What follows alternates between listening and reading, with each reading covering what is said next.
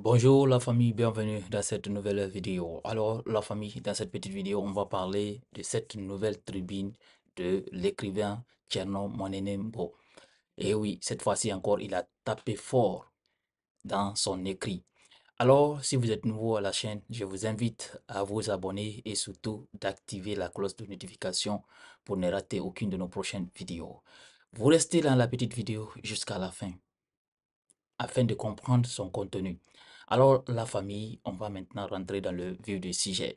Voici ce que l'écrivain, oui, éminent écrivain Tchernomone Nimbo a écrit concernant la transition. Il dit il vaudrait peut-être mieux supprimer le mot transition du vocabulaire africain.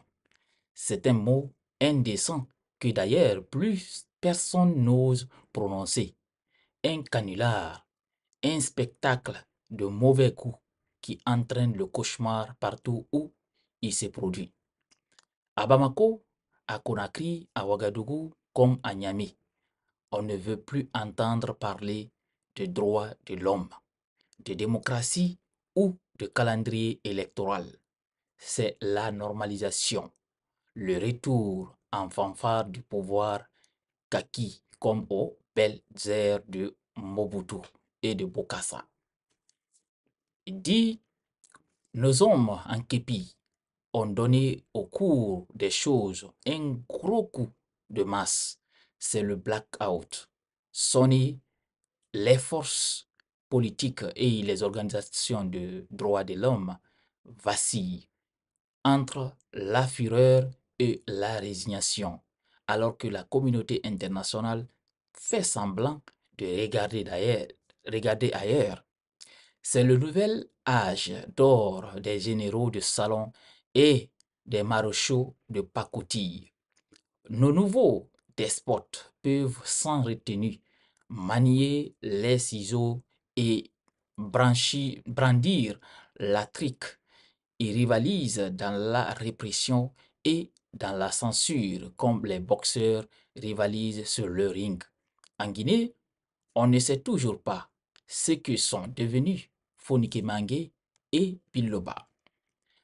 Au désarroi des familles, aux inquiétudes des citoyens et des organisations des droits de l'homme, Mamadi Doumbouya n'a qu'une seule réponse, le silence. Un silence d'autant cruel et insupportable que l'ancien secrétaire général des mines, Sadou Nimaga, et le journaliste Habib Marwan Kamara ont disparu à leur tour. Il règne en ce moment à Conakry une atmosphère de terreur où personne ne sait où il finira la nuit, dans une tombe, dans une cellule de prison ou dans le mystère de la volatilisation.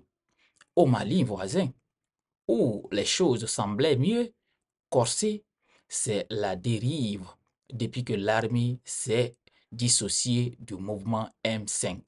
Le, le rassemblet des forces patriotiques qui incarnaient l'opposition au régime d'Ibrahim Boubacar Keïta pour naviguer en solitaire. Le 23 novembre dernier, la licence de la chaîne privée Joliba TV a été retirée par la haute autorité de la communication. Pourquoi, d'après vous, cette chaîne très brisée du public malien a été soumise à la diète de l'écran noir? Pour une raison que l'on dirait récombolesque, qui, si l'on n'était pas en Afrique. Tenez, le 10 novembre dernier, dans son émission Rendez-vous des idées, un invité avait remis en cause la tentative de déstabilisation survenue au Burkina Faso, la qualifiant de mise en scène. C'est ce banal incident-là qui a déclenché les foudres de Jupiter sur Joliba TV.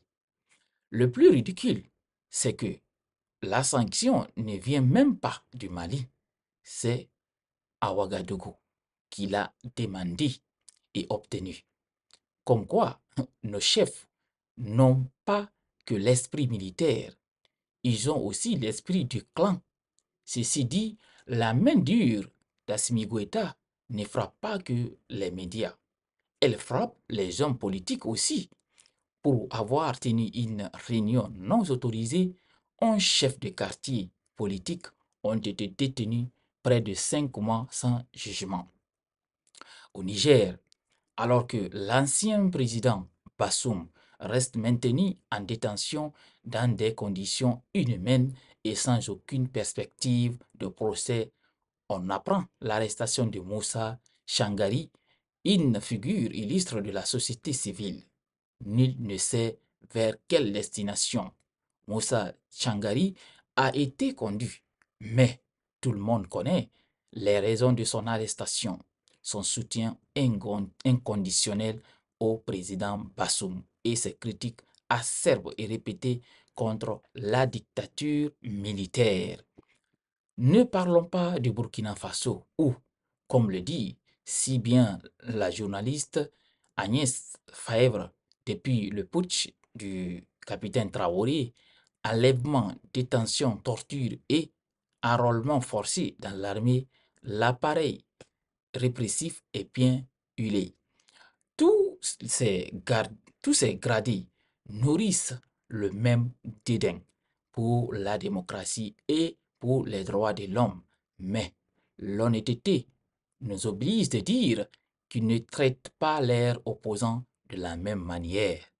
Un ami, membre des 11 anciens prisonniers maliens, m'a confié au téléphone que leurs conditions de détention étaient plutôt confortables. Télé, clim, frigo, coin sport, repas venus de la maison, etc. En Guinée, ils seraient tous à l'article de la mort, comme le sort, comme le sont aujourd'hui Ibrahima Kassori Fofana et Damaro Kamara, ainsi ancien Premier ministre et ancien président de l'Assemblée nationale sous le règne d'Alpha Condé.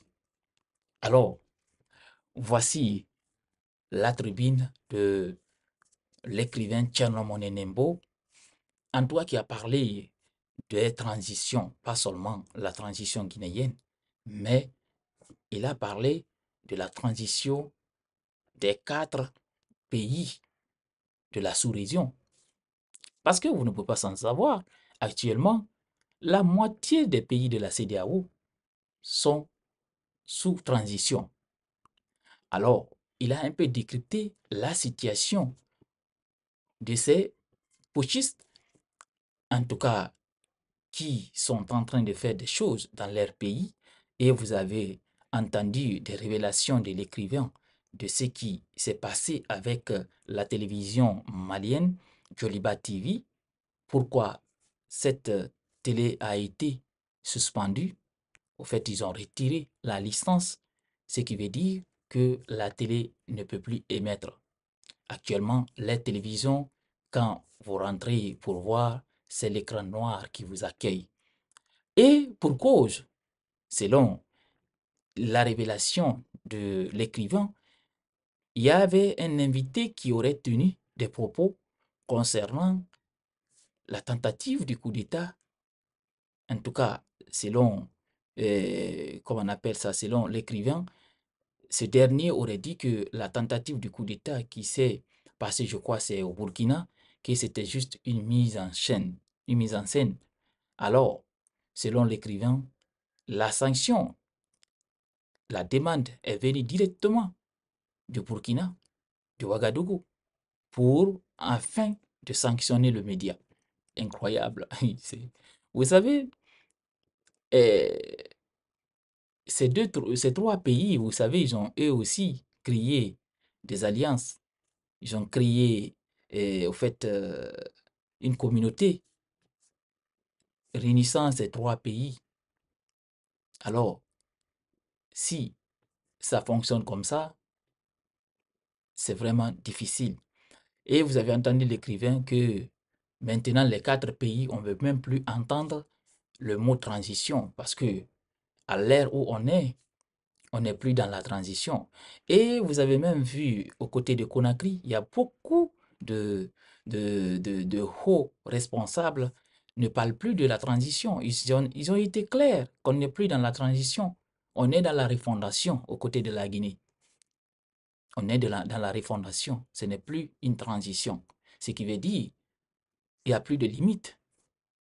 On ne sait plus à quand ça va prendre fin, la transition. La durée n'existerait plus, pour eux en tout cas.